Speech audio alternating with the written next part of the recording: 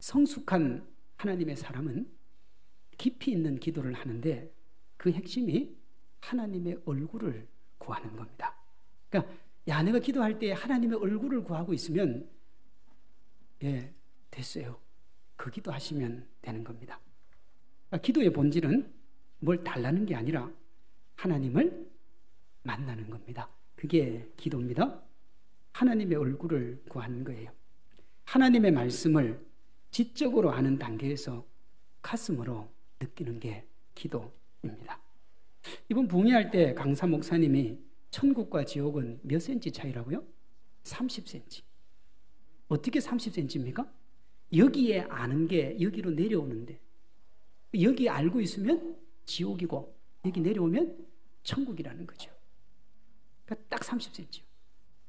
머리로 아는 거 여러분 그렇게 중요하지 않습니다. 교회는 그렇습니다. 머리로 아는 게 하나님을 섬기는 데 방해되면 차라리 모르는 게 낫습니다. 제가 오늘 오전에 칼빈 얘기를 조금 했지 않습니까? 여러분 칼빈의 기독교 강요를 한번 읽어보십시오. 집에 다 꽂혀 있는 분도 제가 있잖아요. 한번 읽어보시라니까요. 읽어보면 칼빈이 하나님을 얼마나 사랑했는지 그의 삶을 통해서 그의 인생을 하나님 앞에 얼마나 드렸는지 알게 됩니다. 우리는 자꾸 지적인 칼빈, 머리로 아는 칼빈을 자꾸 얘기하니까 칼빈이 망쳤다고 그러는데 누가 망쳤습니까? 누가 망쳤어요? 우리가 망친 겁니다. 어떻게 망쳤습니까? 머리만 가지고 있으니까 망친 거예요. 그게 가슴으로 내려오면 괜찮은데 가슴으로 안 내려오는 겁니다.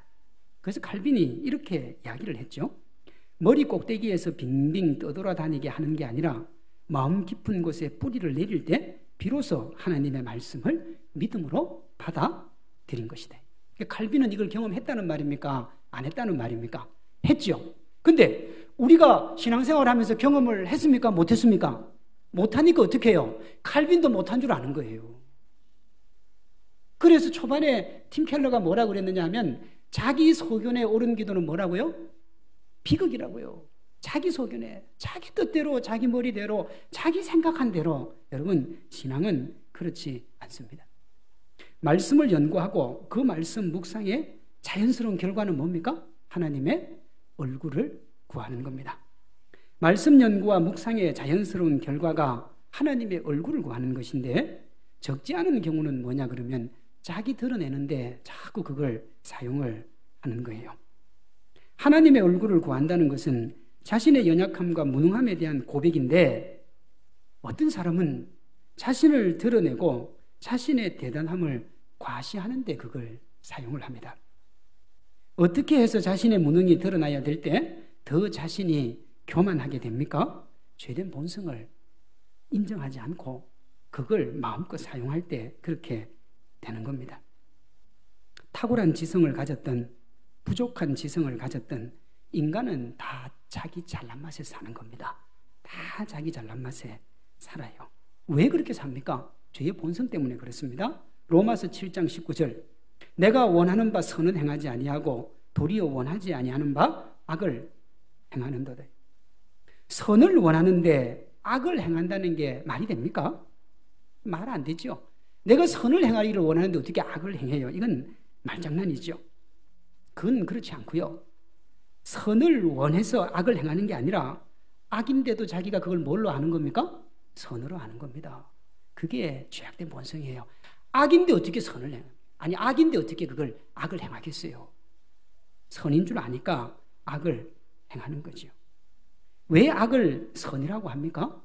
인간의 본질이 본래 악해서 그렇습니다. 그래서 자기 잘난 맛에 사는 겁니다. 그래서 여러분 틀린 줄 아는데 자꾸 옳다 그러면 어떻게 됩니까? 나중에는 그게 옳은 줄 압니다. 그게 사람이에요.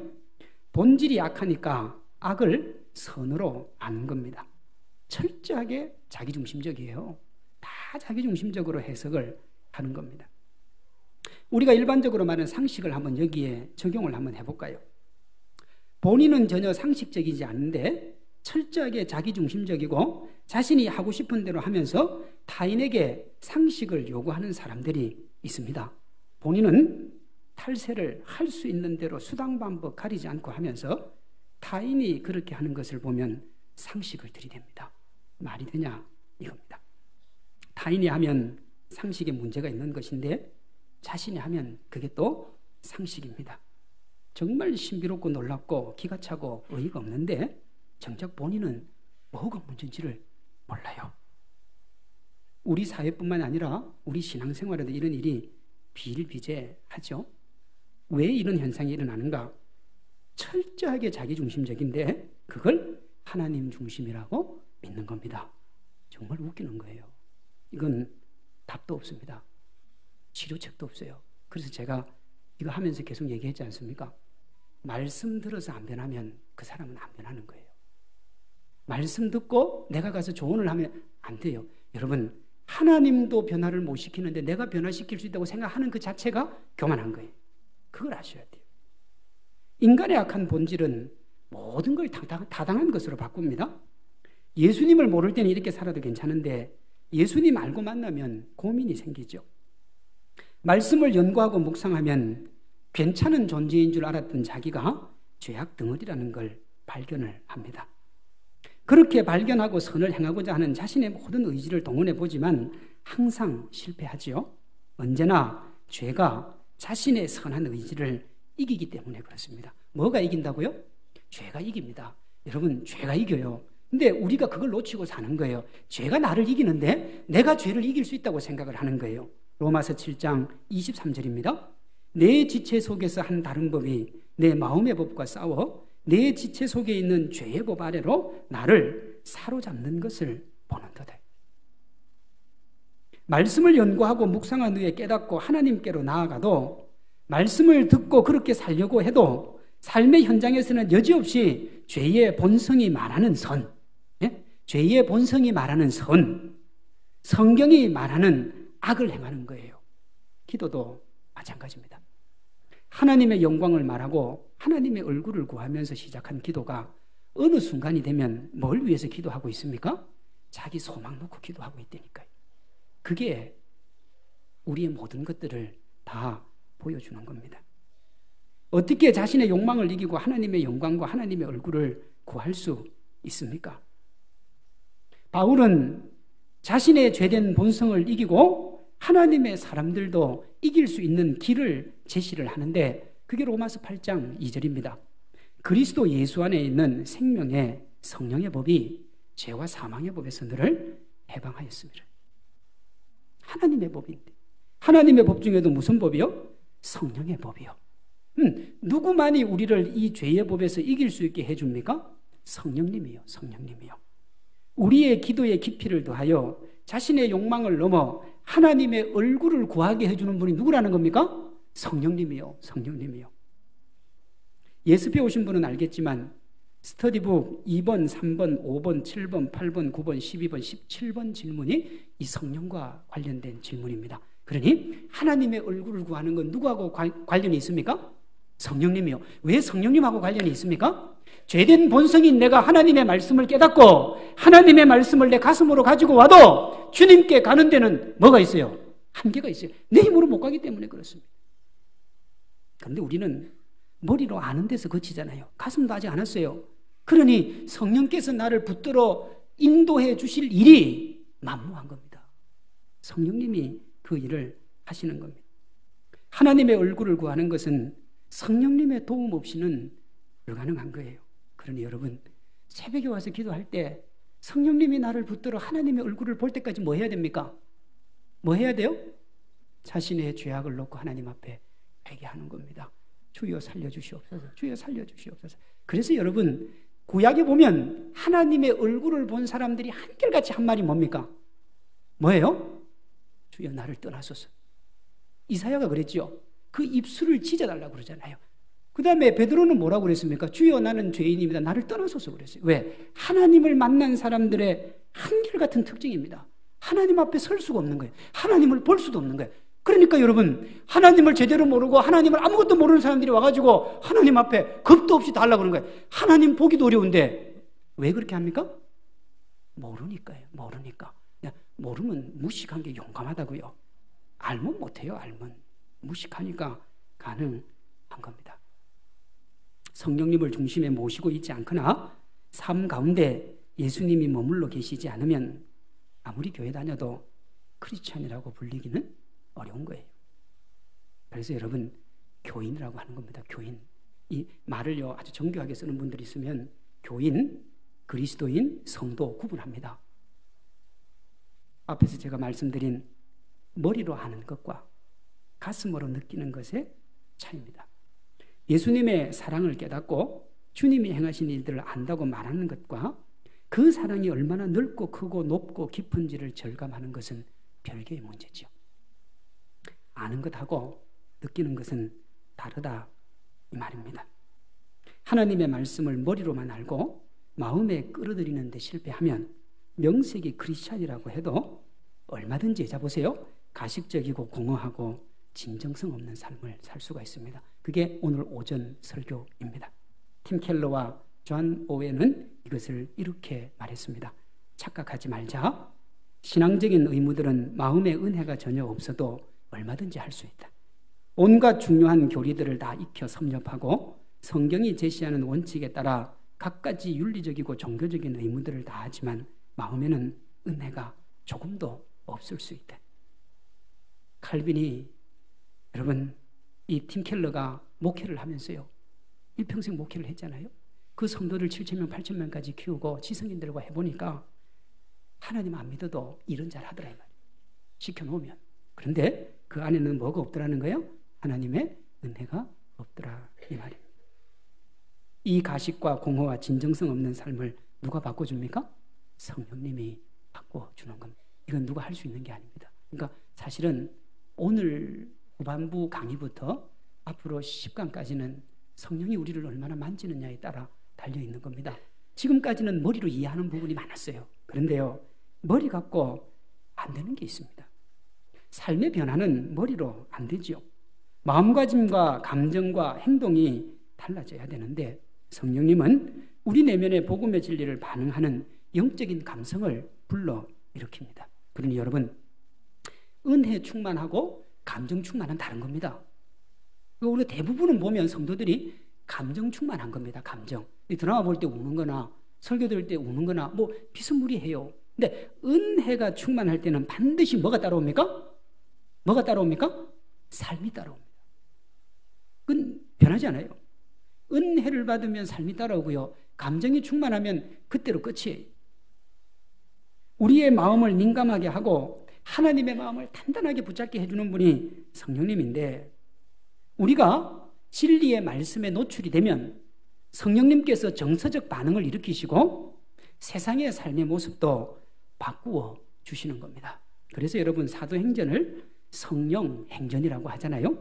성령의 충만함을 받은 이들이 사역하고 하나님의 나라를 위해 달려간 걸 기록한 게 성령 행전입니다. 거기에 성령님과 동행하는 이들의 한결같은 공통점이 있는데 하나님이 주신 부요함으로 만족하며 세상의 부요함을 구하지 않았다는 겁니다. 마음가짐과 감정, 행동이 달라지고 온전히 하나님의 영광과 얼굴을 구하는 거예요. 그게 성령 받은 사람들의 특징입니다. 대표적인 게 바울이죠. 바울이 스데반이 설교할 때 옆에서 그거 다 들었지 않습니까? 듣고 난 뒤에 바울의 반응이 뭔가? 스데반 죽는 게 당연하다였습니다. 사도행전 7장 58절 8장 1절입니다. 성 밖으로 내치고 돌로 칠세 증인들이 옷을 벗어 사울이라는 청년의 발 앞에 두니라. 사울은 그가 죽임당함을 마땅히 여기더라. 사울이 스데반의 설교를 다 듣고 난 다음에 보니까 저놈은 죽어야 마땅한 놈인 거예요. 살려둬서는 안 되는 거예요. 그런데 나중에 다메섹 도상에서 성령 받고 주님 만난 다음에 이 바울이 누구 길을 그대로 따라가는 줄 압니까? 스데반이 갔던 길을 그대로 따라갑니다. 그대로 따라가요. 그런데요, 자신이 저주하며 경멸했던 그 일을 영광스러운 것으로 여깁니다. 누가 바꿔주셨죠? 성령님이요. 사건은 똑같은 사건이에요. 그 사건을 어떻게 보느냐 문제지요.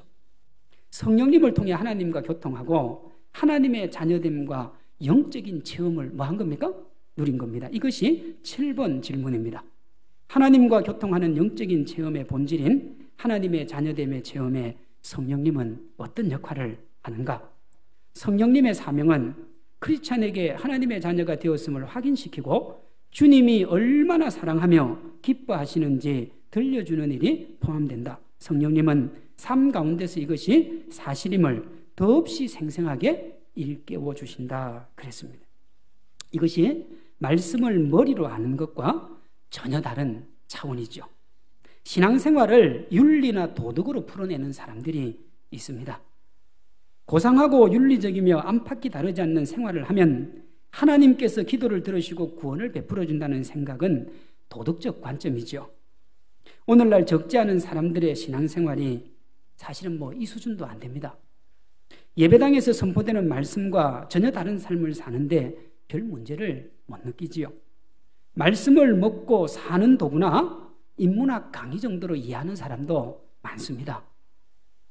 제가 지금 특별한 10주 하고 있는 이것이 대학 강의실이나 주위의 문화센터에서 행해지고 들어두는 그런 유익한 강의 아니다 이 말입니다. 그러니까 그런 자세로 들으시면 안 되는 거예요.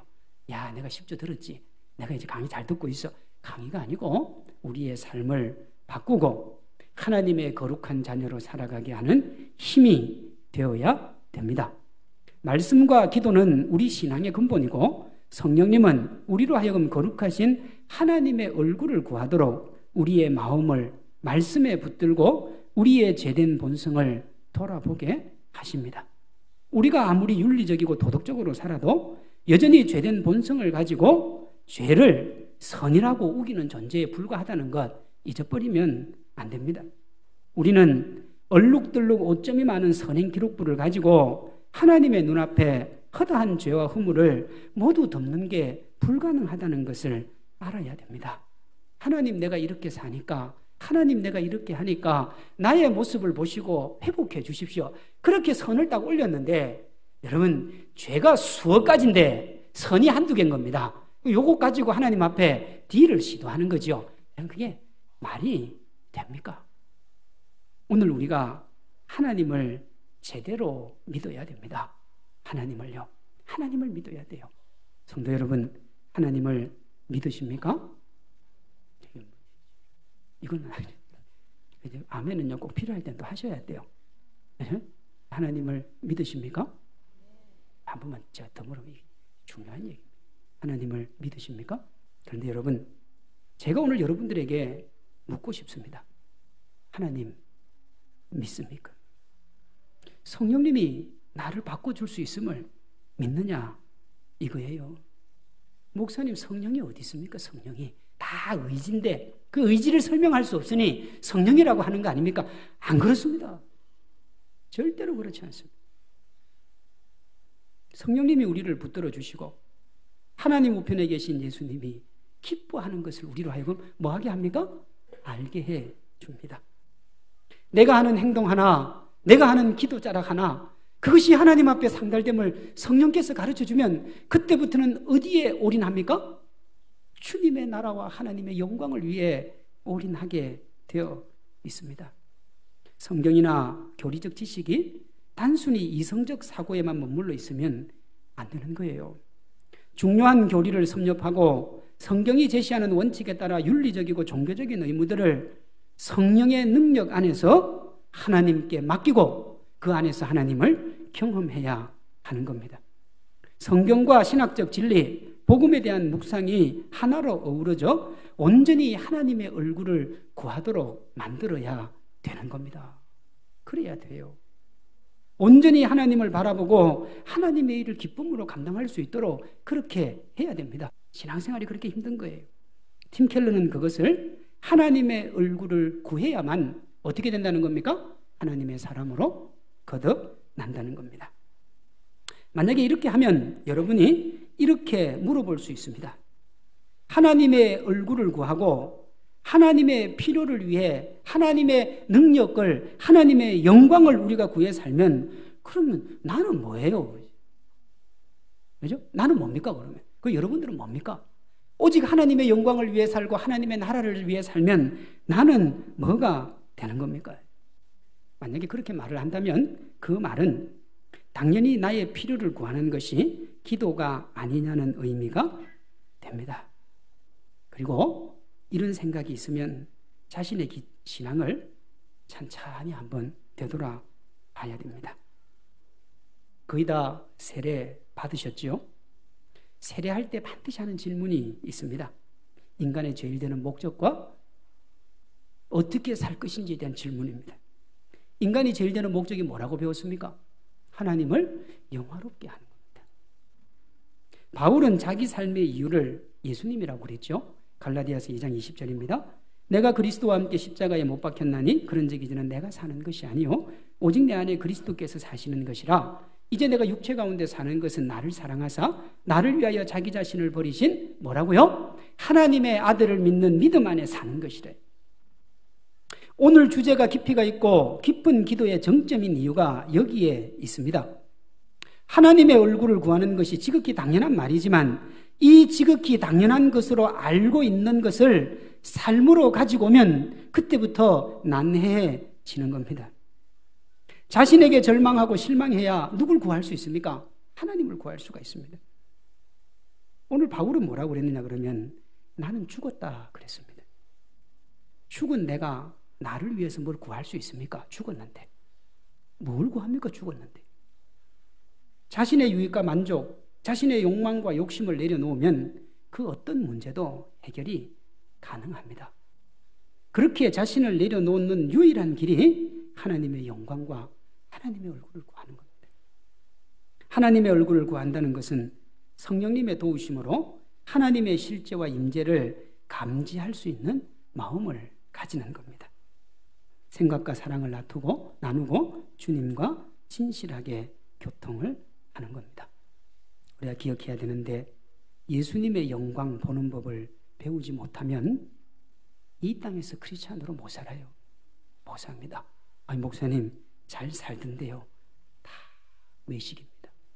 외식이에요. 다 거짓말이에요. 그러니 어떻습니까? 성경의 가르침에 간신히 동의하는 것을 넘어서 심령을 변화시키는 능력을 경험할 때까지 하나님을 주목하고 또 주목을 해야 되는 겁니다. 왜 이렇게까지 해야 하는가? 우리를 위해 십자가에 못 박혀 돌아가신 예수님의 얼굴에서 하나님의 영광을 보지 못하면 세상의 것들이 우리의 삶을 지배하고 우리는 그것들의 종으로 살게 됩니다. 그게 종입니다. 그러나 성령님의 능력에 힘입어 하나님의 영광을 보면 하나님 말고는 더 바랄 게 없어집니다. 사랑하는 성도 여러분, 하나님 말고 더 바랄 게 없는 것이 맞습니까? 하나님보다 더 바랄 게 없어요. 이건 아멘 안 해도 됩니다. 왜? 죽을 때까지 그건 안 돼요. 그러니 내 걸 줄이는 연습을 하는 거죠. 절대로 하나님만이 바라볼 수가 없어요. 그럼 이렇게 물어볼 수 있습니다. 그것이 세상의 종은 아니지만 또 다른 종, 하나님의 종 아닙니까? 이래 종되나 저래 종되나 다 종이면 왜 삽니까? 이렇게 물어볼 수 있습니다. 맞습니다, 여러분. 우리가 누구의 종이 되는 겁니까? 누구의 종이요? 하나님의 종이 되는 겁니다. 바울은 자신을 예수님의 종이라 그랬죠. 로마서 1장 1절입니다. 예수 그리스도의 종 바울은, 빌립보서 1장 1절입니다. 그리스도 예수의 종 바울과 디모데는, 디도서 1장 1절 하나님의 종이요 예수 그리스도의 사도인 나 바울은 종이에요. 종입니다. 우리가 그리스도의 종이에요. 종 되는 게 맞습니다. 주님이 우리의 필요를 채워주는 우리의 종이 아니라 우리가 하나님의 영광을 구하며 하나님께 영광을 올려드리는 예수님의 종이에요. 종이 할 말이 뭐가 있습니까? 예수님도 그 예화를 드셨지요. 종이 엄청나게 일하고 난 다음에 와서 왜 밥 안 줍니까? 그런 말 하면 된다 그랬어요? 안 된다 그랬어요? 사복음서에 나와요. 종은 하다가 죽으면 끝이에요. 자신의 만족과 유익을 추구하는 죄의 종에서 하나님의 영광을 드러내는 의의 종이 되는 게 신앙생활이고 예수님을 믿는다는 의미입니다. 처음 교회 오면 자식 잘 된다고 해서 뭐 남편 사업 잘 된다. 맞습니다. 잘 되게 돼 있어요. 그러나 가면 갈수록 내가 죽는 게 신앙생활. 그래서 신앙생활이 힘든 거예요. 어려운 겁니다. 그러니까 시간이 갈수록 신앙생활이 힘들어야 신앙생활 제대로 하고 있는 겁니다. 갈수록 행복하고 갈수록 즐겁고 갈수록 꿈길을 걷는 뭐 둘 중 하나입니다. 진짜 주님 만났든지 아니면 미쳤든지. 정상적으로는 그렇게 할 수가 없어요. 미쳤겠죠. 미치면 또 그 할 수 있습니다. 예수님 믿으면서 모든 관심이 자기에게 가 있으면 문제가 일어납니다. 때로 교회에서 힘든 일이 있습니다. 왜 힘이 듭니까? 하나님의 영광이 가려지고 하나님의 이름이 모욕을 받고 그래서 견딜 수 없어서 힘이 들어야 됩니다. 그게 힘든 거예요. 때로 다른 성도의 뒷담을 할 때가 있죠. 왜 합니까?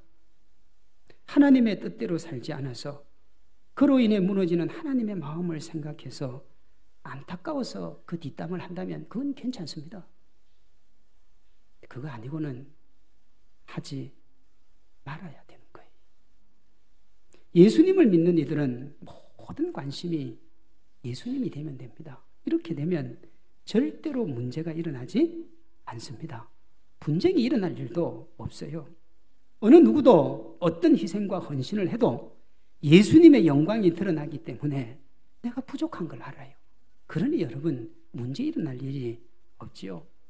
자신이 부족한데 타인에게 무슨 말을 하겠어요? 그래서 하나님의 얼굴을 구하는 깊은 기도로 하나님의 영광을 보고 하나님이 계신 보좌를 본 바울이 이 놀라운 비밀을 깨달은 바울이 고린도전서 4장 2절에서 이렇게 말한 겁니다. 맡은 자들에게 구할 것은 충성이니라. 충성 말고는 할 게 없으니까. 이해가 됩니까? 하나님의 영광을 보고 하나님의 나라를 보니 할 건 충성밖에 없는 거예요. 뭐 다른 거 할 생각 할 필요도 없는 겁니다. 기도의 정점이 하나님을 만나는 겁니다. 그렇게 하나님을 만나면 하나님 말고는 더 바랄 게 없어지는 거죠. 이 세상의 그 어떤 것도 하나님의 영광과 관련해서 사용하게 되고요. 그 어떤 것도 하나님의 영광을 위해서 구하게 되는 겁니다. 그래서 어떤 목사님이 기도를 이렇게 가르쳤지 않습니까? 하나님 10억을 벌게 해 주십시오. 그렇게 기도하지 말고 뭐라고 기도하라고요? 예? 10억 벌게 해 주십시오. 안 준다니까. 어떻게 기도하라고요? 11조를 1억을 하게 해 주십시오. 똑같은 얘기인데요. 전혀 달라요. 하나님 입장에서는. 왜? 믿음의 기도를 했잖아요. 11조 1억은 믿음의 기도고요. 10억 벌게 해달라는 거는 그거는 아주 세속적인 기도. 똑같은 기도라도요. 전혀 다른 겁니다. 그렇게 얘기를 하는 거예요. 이런 기도의 자연스러운 결과가 살아가면서 마주하는 온갖 것들로 하나님의 영광을 위해 쓰게 되는 겁니다. 지적 타고남일 수도 있고 남들보다 많이 가진 달란트일 수도 있고 명예일 수도 권세일 수도 재물일 수도 있습니다. 뭐라도 상관없습니다. 하나님이 주셨으니 하나님께 드리는 겁니다. 이것의 다른 말이 그런 것들을 자신이 섬기는 신으로 삼지 않는다는 겁니다. 적지 않는 예수님 믿는 사람들이 세상의 것들을 선물이 아니라 뭘로 여깁니까? 신으로 여깁니다. 재물을 선물이 아니라 신으로 여기는 거예요. 자식을 선물이 아니라 신으로 여기는 겁니다. 이와 관련돼서 좀 더 알고 싶은 분들은 팀 켈러가 적은 내가 만든 신이라는 책이 있습니다. 우리나라로 번역되어 있는데 한번 읽어보시면 그렇게 두껍지 않은데 진짜 많은 생각과 많은 인사이트를 줄 겁니다. 그 책을 이끌어가는 문구들을 제가 몇 개 가지고 왔습니다. 내가 만든 신은 반드시 나를 뭐한다? 배신한다. 오래 간절히 바랄수록 뭐가 되기 쉬워요? 우상이 되기 쉽대. 사랑에 속고 속다 환멸에 찬 노예가 된다. 풍족한 소유와 소비로도 영혼의 헐벗음을 면치는 못한다. 그 어떤 성공신화도 인간의 한계를 넘을 수는 없다. 권력의지는 두려움의 또 다른 얼굴이다. 은혜 없는 복음은 가짜 하나님을 만든다. 참 하나님으로 대체하지 않으면 계속해서 뭐가 바뀐다고요? 대상만 바뀌는 겁니다. 이 말이 압권입니다. 당신에게 꼭 필요하고 좋은 것을 하나님 자리에 앉힐 때 끔찍한 악을 낳는 영적 중독이 시작된다. 하나님께 나아가서 하나님의 얼굴을 구하면 정말 멋진 하나님의 사람으로 살 수 있고 하나님이 주시는 선물로 풍족한 인생 살 수가 있습니다. 그것이 오늘 본문 역대하 7장 14절입니다. 내 이름으로 일컫는 내 백성이 그들의 악한 길에서 떠나 스스로 낮추고 기도하여 뭘 하면요? 내 얼굴을 찾으면 내가 하늘에서 듣고 그들의 죄를 사하고 그들의 땅을 고칠지라. 하나님의 백성이 자신을 살피고 하나님의 얼굴을 구하는 게 뭐라는 겁니까? 기도라는 겁니다. 다시요. 자신을 살피고 하나님의 얼굴을 구하는 게 기도입니다. 달라는 건 기도의 메인에 들어갑니까? 안 들어갑니까? 안 들어갑니다. 그래서 여러분 나중에 보면 나오는데요. 간구가 뭐냐 그러면 하나님의 영광을 구하는 겁니다. 그게 간구예요. 우리는 간구를 뭘로 하느냐? 내 필요를 구하는 것. 그렇지 않습니다. 하나님의 나라를 구하면 우리가 그렇게 구하고 싶은 것 어떻게 해주겠다고요? 덤으로 준다 그랬지 않습니까? 주는 거기 때문에 구할 필요는 없는 거예요. 덤이기 때문에 그렇습니다. 여러분 비매품은 팔지 않습니다. 주는 거예요. 그 덤은 비매품입니다.